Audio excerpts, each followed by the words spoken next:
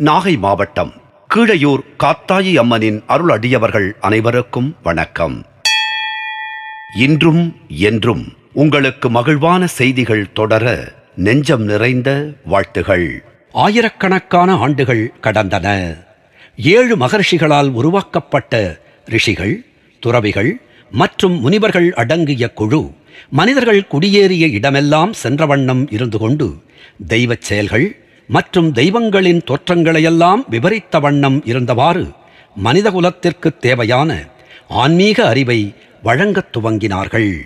இந்த நிலையில்தான் முதலாவது நிலையிலான தெய்வங்கள் தம்மை உலகில் வெளிக்காட்டிக் கொள்ளாமல் இருந்தவாறு தம்மால் படைக்கப்பட்ட 2ஆம் நிலை தெய்வங்களை பூமியில் சென்று தோன்றுமாறும் அங்கு தெய்வங்களின் நிலைகளை வெளிப்படுத்திய வண்ணம் இருக்குமாறும் கூறி அனுப்பினார்கள்.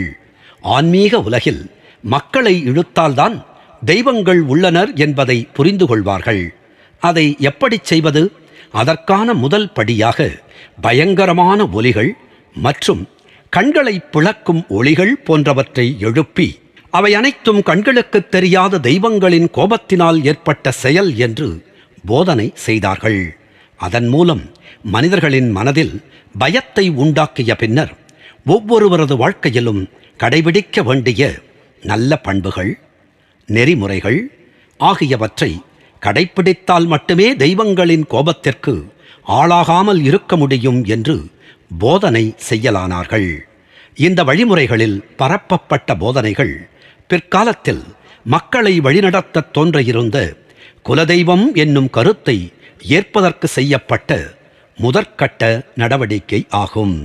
இப்படியாக பிரம்மா பிரபஞ்சத்தில் ஆதிகால மனித சமூகத்தை முன்னோக்கிய நிலைக்கு எடுத்துச் செல்ல துவங்கிய நேரத்தில் பரபிரம்மனின் லோகத்தில் தெய்வங்களுக்கு தோற்றங்கள் தரப்பட்டு வந்திருந்தன. நாகை மாவட்டம் கீழையூர் காத்தாயி அம்மனின் திருப்பாதங்களை வணங்குவோம். அவள் அணைப்பில் இருக்கும் குழந்தையாய் நாமும் இருப்போம். நாகை மாவட்டம் கீழையூர் காத்தாயி அம்மன் நம்மை காத்து அருளுவாள். நன்றி, வணக்கம்.